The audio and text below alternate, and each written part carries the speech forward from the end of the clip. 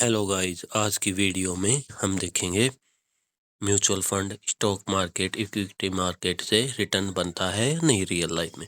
बहुत सारे लोग कहते हैं स्टॉक मार्केट गैम्बलिंग है, यहाँ पर रिटर्न नहीं बढ़ते। वो ऐसा इसलिए कहते हैं या तो फिर वो ट्रेडिंग करते हैं या फिर स्टॉक में डायरेक्ट इन्वेस्ट करते हैं कुछ टाइम के लिए, कल टाइमिंग पे। अगर आप ट्रेडिंग करते हो तो सेबी बताती है 99% रिटेल इन्वेस्टर लॉस करते हैं अपना। या फिर जैसे ही आप इन्वेस्ट करते हो तो आपने स्टॉक ले लिया, रिटेल लेते हैं केवल मीडिया के कहने से या यूट्यूबर के कहने से, अपनी खुद की रिसर्च नहीं करते और कोई भी स्टॉक ले लेते हैं। जैसे अब एशियन पेंट खूब अच्छा स्टॉक है पर उसने 4 साढ़े 4 साल से जीरो रिटर्न दिए। आप ऐसे स्टॉक में इन्वेस्ट करते हो कि फिर क्या है, आप रिटर्न नहीं बनते। इससे सही एक रिटेल इन्वेस्टर के लिए है आप म्यूचुअल फंड खरीदो, कोई भी अच्छा सा लंबे समय तक बने रहो, उतार चढ़ाव से ना रहे, लंबे समय तक बने रहे।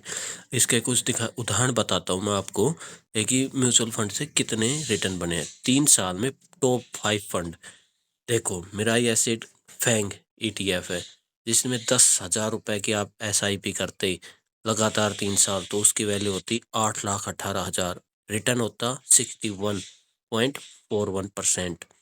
इस दूसरे नंबर पर मिराई एसिड फैंग का ETF है, वो फंड ऑफ फंड था, ये ETF है। इसने बनाए हैं 50 लाख, नहीं 50% का रिटर्न दिया है, 7,18,000 बनाए हैं।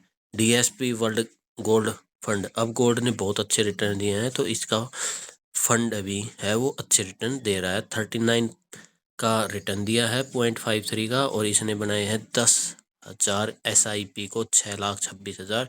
CPSE का ETF है, उसने 36% के रिटर्न दिए हैं और वैल्यू बनाई है 6,04,000। बंधन का स्मॉल कैप फंड है, जिसने बनाई है 10,000 की SIP 3 साल को 5,94,000।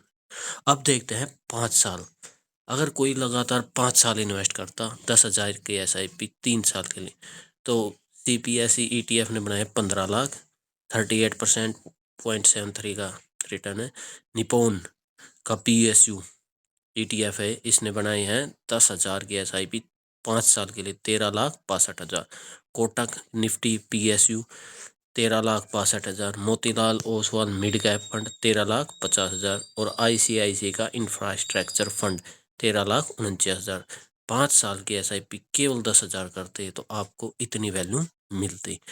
अब देखते हैं 10 साल के लिए, अगर आप 10 साल के लिए इन्वेस्ट कर रहे हो या इससे ज़्यादा टाइम के लिए, तो स्मॉल और मिड में ही इन्वेस्ट करो। अगर आप ऐसे इन्वेस्टर हो जो स्टॉक मार्केट की वोलेटिलिटी को सहन कर सकते हो तो ही।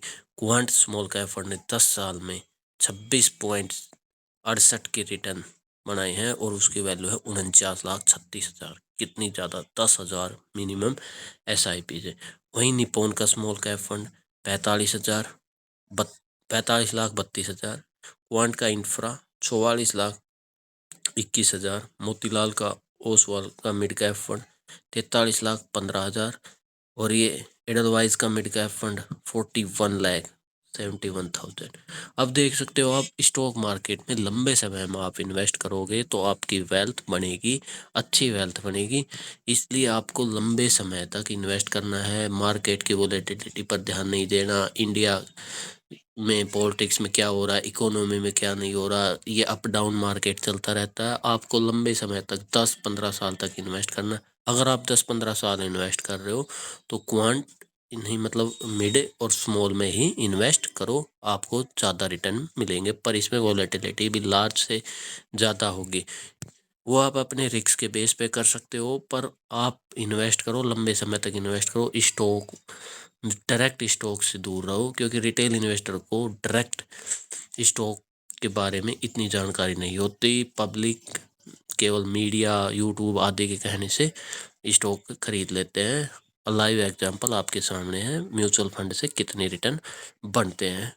टॉप के ये फंड है, आप इन टॉप में ना करके किसी भी में अपनी रिसर्च के अनुसार कर सकते हो। Thank you guys.